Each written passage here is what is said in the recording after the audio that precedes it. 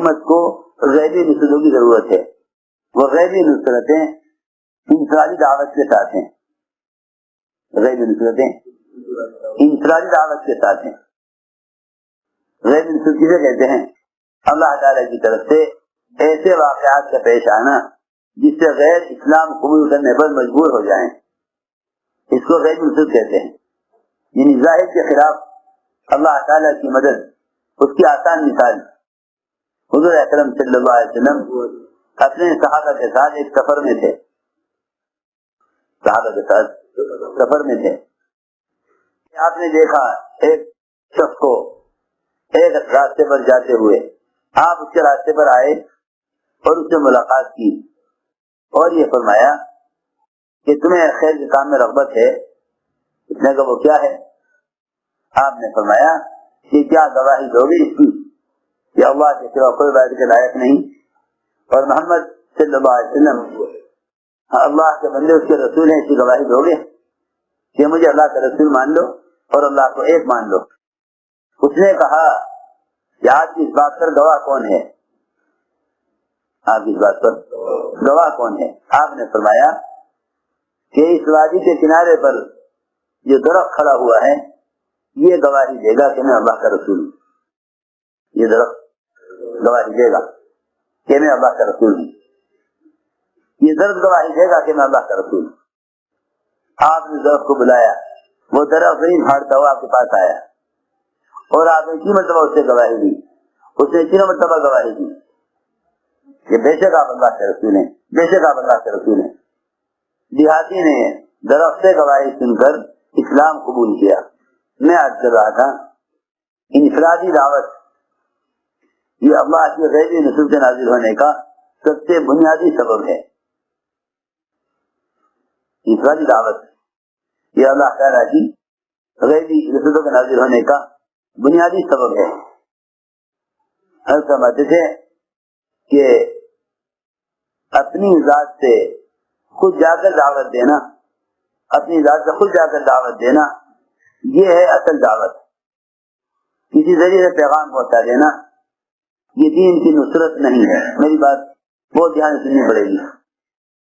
اس زمانے میں پیغام کے پہنچانے کے جتنے بھی روایتی طریقے ہیں یہ سارے طریقے خلاف سنت ہیں.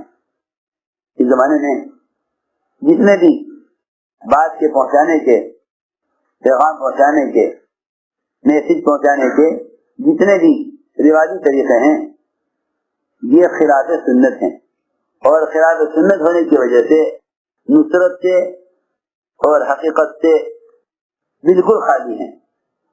میری بات بہت توجہ سننی پڑے گی. تبلیغ یہ نہیں کہ آپ کسی بھی ذریعے سے پیغام پہنچا دیں. تبلیغ یہ ہے کہ آپ خود جا کر دین کی دعوت دیں. خود جا کر دین کی دعوت دیں. پیغام پہنچانا تبلیغ نہیں ہے، پیغام لے کر جانا تبلیغ ہے. دین کا پیغام ہائے ہائے. اس زمانے میں مسلمان رواجی چیزوں سے اتنا متاثر ہے کہ ان کے استعمال کو اتمام حجت کے لیے کافی سمجھتا ہے. اس زمانے میں مسلمان رواجی چیزوں سے اتنا متاثر ہے کہ ان کے ذریعے پیغام پہنچا دینے کو ذمہ داری کا ادا کرنا سمجھتا ہے.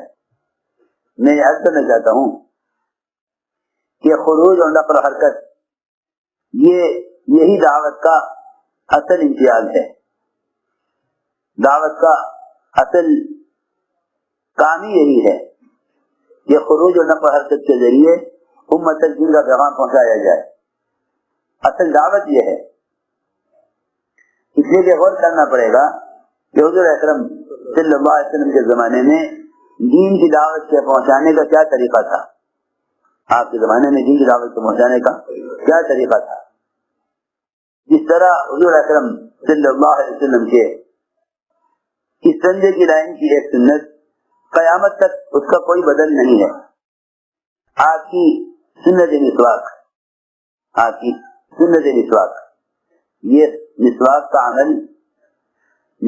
عمل ایسا عمل ہے جس کو آپ نے دنیا سے جاتے ہوئے آخری مرتبہ جو عمل کیا وہ یہ کیا. آپ کا آخری عمل جنہیں جاتے ہوئے مسواک کا کرنا تھا.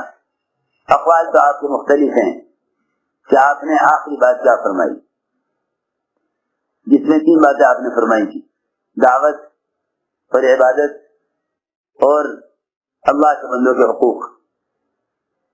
یہ 3 چیزیں آپ نے فرمائی جنہیں جاتے ہوئے. 3 باتیں آپ نے فرمائی: اللہ کے حقوق، اللہ کے بندوں کے حقوق. ان تمام حقوق کو ادا کرنے کے لیے محنت اور نفر حرکت. یہ 3 باتیں آپ نے دنیا سے لے جاتے ہوئے آخری فرمائی. نماز اور اپنے غلاموں کا حق اور اسامہ کے لشکر کی روانگی. ان 3 باتوں میں حضور اکرم صلی اللہ علیہ وسلم نے دعوت، عبادت اور انسانی حقوقی معاملات، یہ تینوں چیزیں آپ نے ان 3 جملوں میں فرما دی. اتنی بات آپ نے فرمائی دنیا سے جاتے ہوئے. قول کے اعتبار سے تو آپ نے اتنی باتیں فرمائی. آخری عمل جو آپ نے کیا، عائشہ فرماتی ہیں آپ کا ہاتھ ضعف کی وجہ سے اٹھ نہیں رہا تھا، لیکن آپ مسواک کی طرف دیکھ رہے تھے. آپ مسواک کی طرف دیکھ رہے تھے، اتنا غور سے دیکھ رہے تھے، آپ کو بولنے کی طاقت نہیں تھی کہ آپ مسواک مانگتے. اشارہ بھی نہیں کر سکتے تھے ہاتھ کے زور کی وجہ سے. آپ مسواک کی طرف دیکھ رہے تھے. حضرت عائشہ سمجھ گئی کہ آپ مسواک چاہتے ہیں. عبد الرحمن نے حضرت عائشہ کے بھائی نے مسواک، حضرت الرحمن نے مسواک چبا کر دی. حضرت عائشہ فرماتی ہیں کہ آپ کے اندر طاقت بالکل نہیں تھی، آپ ہاتھ اٹھا نہیں سکے تھے، لیکن آپ نے مسواک اتنی طاقت سے کی، مسواک اتنی قوت سے آپ نے دانتوں پر مسواک کی کہ جیسا ایک صحت مند آدمی قوت سے مسواک کرتا ہے. ایک صحت مند آدمی قوت سے مسواک کرتا ہے. میں عرض کر رہا تھا کہ آپ کی دنیا سے جانے میں آخری عمل آپ کا مسواک کرنا ہے. یاد رکھو کہ یہ مسواک کی سنت ایسی سنت ہے کہ قیامت تک اس کا کوئی متبادل نہیں ہے. میں مثال دے رہا تھا، مقصد یہ نہیں کہ دانت صاف ہو جائیں جیسا آج کل لوگ کہتے ہیں کہ بھائی مقصد تو یہ ہے کہ دین آ جائے. وہ کسی بھی راستے سے آ جائے گا، وہ کسی بھی راستے سے آ جائے گا. دین کے آنے کے لیے خروج نفر حرکت کیا ضروری ہے؟ میں کچھ کہنا چاہتا ہوں. دین کے آنے کے لیے خروج نفر حرکت کیا ضروری ہے؟ اصل تو دین آنا چاہیے وہ کسی بھی ذریعے سے آ جائے. اس بات کو سمجھنا چاہیے. اس کا مطلب دین کے کسی شعبے کا انکار نہیں ہے. اس کا مطلب ہے امت اس طریقہ محنت کی پر مجتمع ہو جس طریقہ محنت پر اور نقل و حرکت پر صحابہ مجتمع تھے. اس کا مطلب دین کے کسی شعبے کا انکار نہیں ہے. یہ بتانا ہے کہ حضور اکرم صلی اللہ علیہ وسلم اور آپ کے صحابہ نے دنیا میں دین کو پھیلانے کے لیے کون سا راستے اختیار کیا. اسے میں عرض کر رہا کہ رواجی طریقوں سے دین کا پیغام پہنچا دینا دعوت نہیں ہے، کیونکہ دعوت انبیاء علیہ السلام کا کام ہے. انبیاء علیہ السلام کو حکم ہے کہ آپ پر اللہ نے احکام نازل کیے ہیں، آپ انہیں خود پہنچائیے، آپ ان کو خود پہنچائیے. تو میں عرض کر رہا تھا کہ کوئی اگر یہ سوچے کہ دانت صاف کرنا ہی تو اصل ہے، اس کے لیے مسواک کیا ضروری ہے. اگر برش کر لیا جائے تو اس سے بھی دانت صاف ہو جائیں گے. کیوں بھائی؟ دانت صاف کرنا مقصود ہے تو برش سے بھی دانت صاف ہو جائیں گے، دانت تو صاف ہو جائیں گے. آپ مجھے یہ بتائیے کہ آیا برش مسواک کا متبادل بن جائے گا؟ کیونکہ مسواک کا کرنا یہ سنت ثابتہ ہے. آپ کا طریقہ مسواک ہے، آپ کا طریقہ مسواک ہے، آپ کا طریقہ مسواک ہے. جب وضو کا ایسا جز مسواک جو فرض بھی نہیں، واجب بھی نہیں، سنت ہے، فرض بھی نہیں، واجب بھی نہیں، سنت ہے. جب اس سنت کا کوئی متبادل نہیں، جب اس سنت کا کوئی اس کا متبادل نہیں، تو جس کام کے لیے آپ کو بھیجا گیا ہے اور دعوت دینے کا حکم اور امر اللہ کی طرف سے آپ کو کیا گیا ہے، اور آپ صلی اللہ علیہ وسلم نے خود نقل و حرکت کے ذریعے امت تک دین کو پہنچایا ہے، تو اس سے آپ فیصلہ کرو کہ اس کا متبادل کیسے ہو سکتا ہے۔ میں کوئی بات عرض کرنا چاہتا ہوں، اللہ کے راستے کا نفر و خروج یہ صرف دین سیکھنے کی تحریک نہیں ہے، دین سیکھنا مستقل امر ہے، اللہ کے راستے کی نفر حرکت مستقل امر ہے، یہ ایک دوسرے کا متبادل نہیں ہے۔ یہ بات بھی نہیں کہ تبلیغ میں اتنا لگو کہ تمہاری زندگی دینی بن جائے، دین پر چلنا، دیندار بن کر رہنا مستقل فریضہ ہے، دعوت دینا مستقل فریضہ ہے، دعوت دینا مستقل فریضہ ہے، دیندار ہونا مستقل فریضہ ہے۔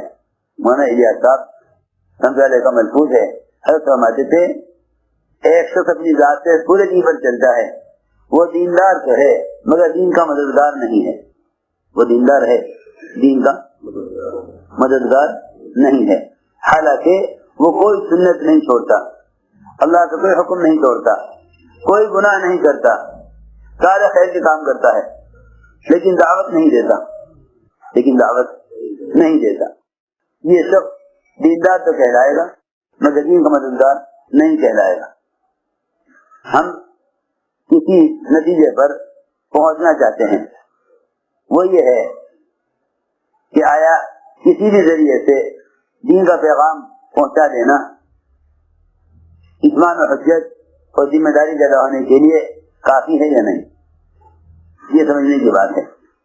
دیکھو اللہ تعالیٰ کی مدد جب آئے گی جب ذمہ داری ادا ہو، اور ذمہ داری جب ادا ہوگی جب خود جا کر دعوت دے، خود جا کر دعوت دے، ذمہ داری ادا جب ہوگی جب خود جا کر دعوت دے۔ ایک جماعت چلی ایک قوم کو دعوت دینے کے لیے، وہ لوگ تھے جن کو دعوت دینے گئے تھے، وہ لوگ تھے جن کی ہلاکت کا اللہ نے عذاب دینے کا فیصلہ کر لیا تھا۔ تو قوم کے صلحاء نے کہا کہ اس کام کے کرنے سے کیا فائدہ، لوگ مانیں گے تو ہے نہیں، ہماری بات مانیں گے تو ہے نہیں، اور اب انہیں دعوت دینے کا وقت یہ ختم ہو گیا کہ اب تو اللہ نے ان کی ہلاکت کا فیصلہ کر لیا۔ یہ فرمایا، یہ کہا لِمَ تَعِظُونَ قَوْمًا اللَّهُ مُهْلِكُهُمْ، تم کیوں جا کر دعوت دیتے ہو ان لوگوں کو جن کو اللہ نے ہلاک کرنا، عذاب دینا طے کر لیا۔ سنو، بعض مرتبہ امت کی بے دینی اور ماحول کی خرابی کو دیکھ کر شیطان دعوت سے یہ روکے گا کہ اس ماحول کا درست کرنا یہ تمہارے بس کی بات نہیں ہے، لہذا تم یہ کام چھوڑ دو۔ سنو، یہ اللہ رب العزت کے امر کو چھوڑ دے گا ماحول کی خرابی کو دیکھ کر۔ منافقین نے کہا کہ یہ جس رخ پر آپ ہمیں بھیجنا چاہتے ہیں یہ رخ تو بڑے فتنوں کا ہے، وہاں روم کا حسن و جمال، وہاں روم کی لڑکیوں کو دیکھ کر ایسا نہ ہو ہم کسی فتنے میں پڑ جائیں، لہذا ہمیں آپ مدینے نہیں رہنے دیجیے، ہمیں آپ فتنے میں مت ڈالیے باہر نکال کر۔ وَمِنْهُمْ مَن يَقُولُ ائْذَن لِّي وَلَا تَفْتِنِّي، ایسے بھی لوگ ہیں جو آپ سے مدینے میں رہنے کی اجازت چاہتے ہیں، کہیں کے لیے فتنے سے بچنے کے لیے کہ باہر کا ماحول اچھا نہیں ہے، ہمیں آپ اس پر نہ بھیجیے، ایسا نہ ہو ہم عوامی اختلاف سے کسی فتنے میں پڑ جائیں۔ ہائے ہائے، اس زمانے میں ایسے بھی لوگ ہیں جو یہ کہیں گے کہ بھائی نکلنے سے کیا فائدہ ہے، ایسا نہ ہو کہ تم غلط ماحول میں چلے جاؤ، اس سے تمہارا ایمان اور اعمال متاثر ہو جانے، لہذا عوام کو چھوڑو، کونا سنبھالو، اللہ اللہ کرو، حلال کماؤ، بیوی بچوں کو پالو، زندگی گزارو دین کے مطابق، بس تمہارے لیے اتنا کافی ہے۔ ہائے، سوچے تو صحیح، اللہ نے قرآن میں یہ فرمایا کہ منافقین وہ مدینہ منورہ میں رہنے اور اللہ کے راستے میں نہ نکلنے کا بہانہ یہ کر رہے ہیں کہ جس رخ پر آپ ہمیں لے جا رہے ہیں یہ رخ تو بڑے فتنوں کا ہے، ایسا نہ ہو ہم وہاں کا حسن جمال کو دیکھ کر کسی فتنے کے شکار ہو جائیں. لا تفتین، ہمیں فتنے محمد ڈالیے، ہمیں مدینہ منورہ میں رہنے دیجیے. اللہ نے فرمایا الا فی الفتنۃ سقطوا، ان کا اللہ کے راستے میں نہ نکلنا یہ خود فتنہ میں پڑ جانا ہے. ان کا اللہ کے راستے میں نہ نکلنا بذات خود فتنہ میں پڑ جانا ہے. یہ تو فتنہ میں پڑ چکے ہیں، جو آپ سے کہہ رہے ہیں کہ ہمیں مت نکالیے باہر، ہم فتنے میں پڑ جائیں گے. ان کا نہ نکلنا ہی فتنے میں پڑ جانا ہے، ان کا نہ نکلنا ہی فتنے میں پڑ جانا ہے.